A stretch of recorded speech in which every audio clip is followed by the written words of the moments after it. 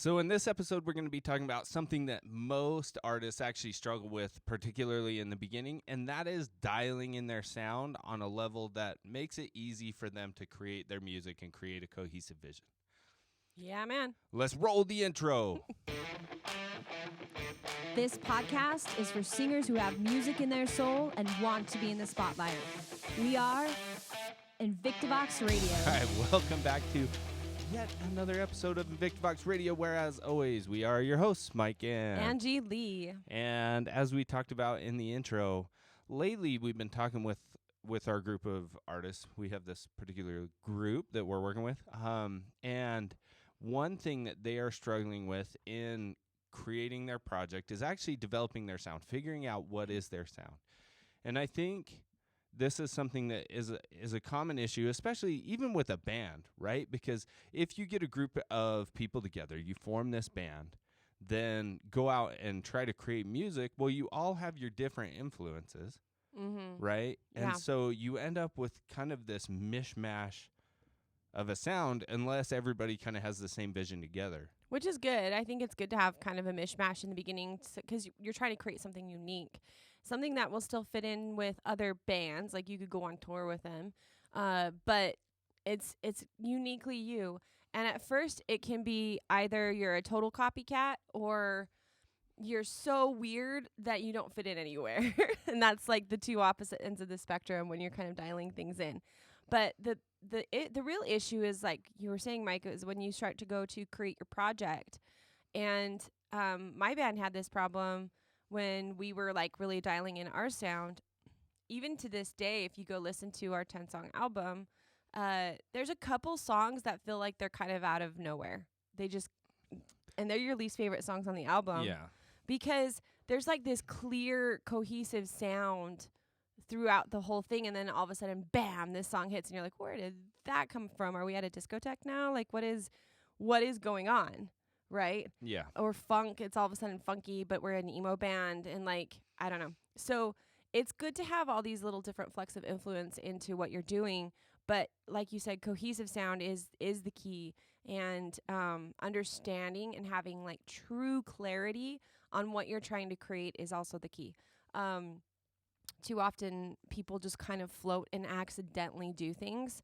And when you get more than one person in the room working on it, then it's a real problem. And then when you go to the massive project and from song to song, you have different influences, it's a problem too.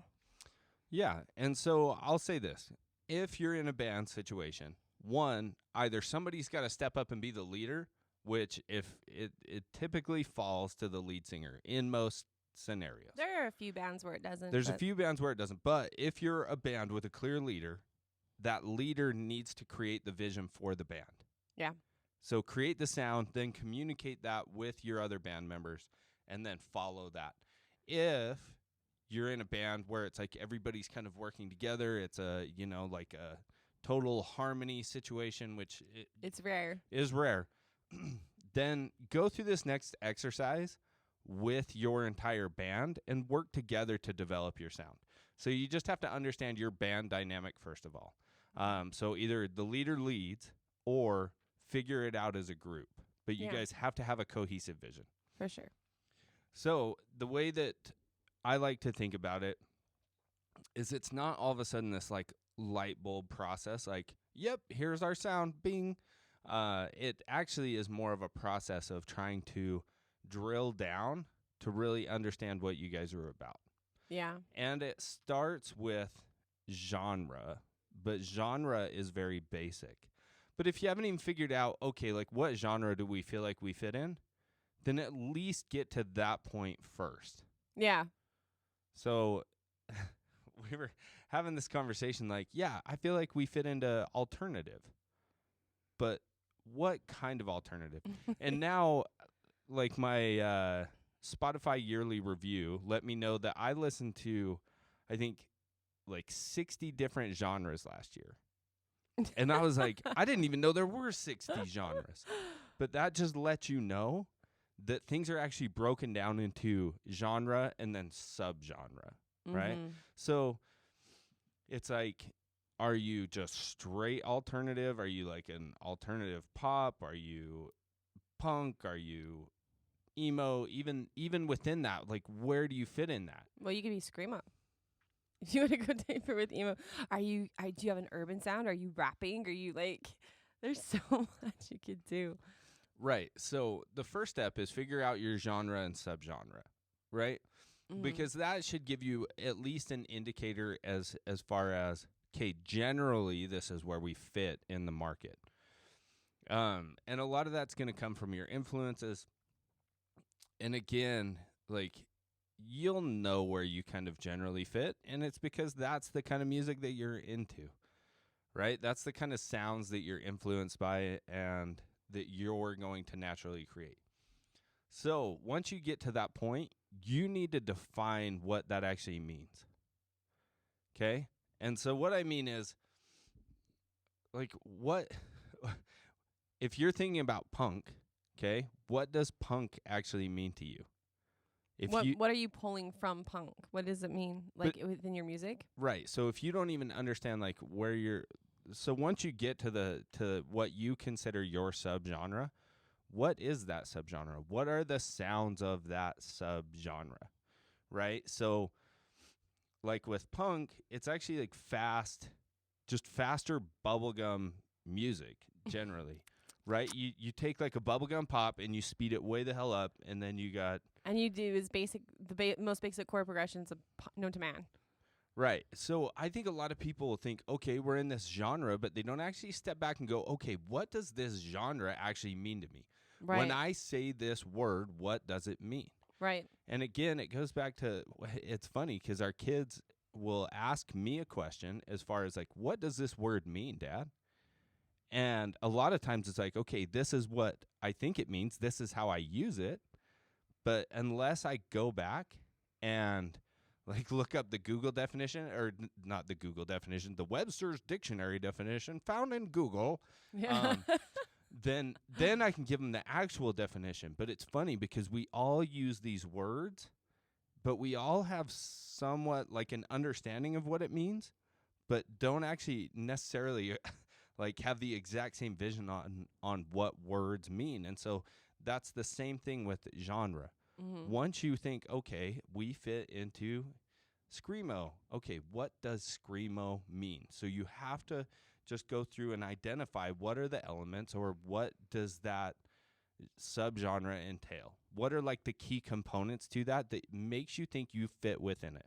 Yeah, for sure. What's the difference between screamo and metal? Everybody go. Like, there is a difference. They're screaming in both of them. Right. But there is a big difference. And then the last piece, so the last step that you would take from there is now what makes you unique within that. Mm-hmm. So what are you going to do? So take those core elements, and then what makes you unique within it? Okay? So how does your band look? What's the branding of everything? Yeah, like what are the specific sounds that you're bringing to the table? Like maybe you're, like a screamo band, but you're bringing in like a little more synth. Or maybe your vocals aren't quite as, like, it seems like most of the time it's like whiny, like nasally mixed with screaming, right? Sure. But like maybe you don't go as nasally. I can't. I'm just throwing it out there. So right? Are you like, nasal? How much nasal we got going on? Let's say like we don't have any. I don't know. Yeah, no. But or like maybe what type of guitar you got going on? What kind of amps are you using? Like it can come all the way down to that. Like right, like specifics. Do you like cleaner guitars? Do you like distorted guitars? And granted, you're gonna like vary crunchy guitars. You're gonna vary from where this actually is from song to song. But it's like, what is your middle of the road? Whenever we define something, we don't define things on the extremes or like we could be this, we could be that. It's like generally middle of the bell curve. This is where we're at. Yeah. Then everything is a variation of that. Yeah, and then everything starts to have that cohesion I was talking about in the beginning, where the clarity comes in, everything comes into focus, and clarity is power. So the more clarity you have on it, the better. We're not putting you in a box when we ask you to define what you are. What we're doing is we're actually giving you something that gives you so much clarity that you can then explode who you are. and we can go in every direction. And the reason this is so important isn't just for the sake of the music and the cohesion of the music. It's actually for your entire marketing campaign too. To understand with great clarity, like what you're actually creating and who you're actually creating it for is the game. And so having just this ambiguous sound that floats around and being a wandering generality is going to make it so that you are not successful.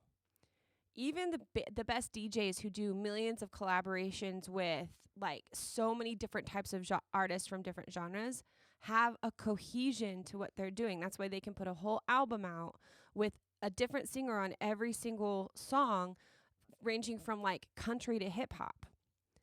But it all sounds cohesive because they understand what is bringing the whole project together. And that's why this is important. It's not just the sound, even though that is important. It's all the way through your product development, all the way through for how you're going to market and then monetize what you're doing. Because at the end of the day, we would all like to make music or money from our music. So keep that in mind. This isn't just like a offhand question. This is one of the key pillars to understanding your entire existence as an artist. Yeah. It's huge. So I think that this often gets overlooked, or people go, "Oh, why do I need to define my I sound?" just feel what it is, man. Yeah, I just roll with what I feel, and that's it. Which in the beginning we do that. That's it. And once you have clarity, you start rolling with what you feel again. But pull the focus in. I mean, your eyes get tired if they can't see clear. Okay, and your project gets tired if it can't have clarity. You get tired as an artist if you don't have clarity. Your fans will not follow you because they don't understand the fluency of what you're doing. Okay? Right. Plus your branding comes down to it. Like Angie was just talking about it, right? And that's part of that marketing and monetization. It's like Coke doesn't make like citrus Coke and well no, okay, the company does, the company but not does. Coke itself. Coke so you doesn't have to change. understand that. Yeah. Because there's Coke drinkers, there's Sprite drinkers, there's whatever. And the Coca-Cola company, which is a label or whatever you would look at it as, can many can artists. do a lot of those things. But you got to be one or the other. It's not Coke like, Coke. hey, I'm Coke meets Sprite meets Orange Julius. You can put some cherry in some Coke, but like it's still Coke. Yeah. So, but most people drink just one drink, okay? So narrow it down, get specific. So what's the question of the day is go through this exercise. Yeah. Go Step through, one. like, genre, subgenre. Then what does that actually mean to you? Mm-hmm. Then what are you going to do to be unique within what that means to you? And stick to it. That doesn't mean you can't course correct. Like if you figure it out and you're like, oh, actually this isn't me as you get going, then make some course corrections. But pick something and do it. Yeah.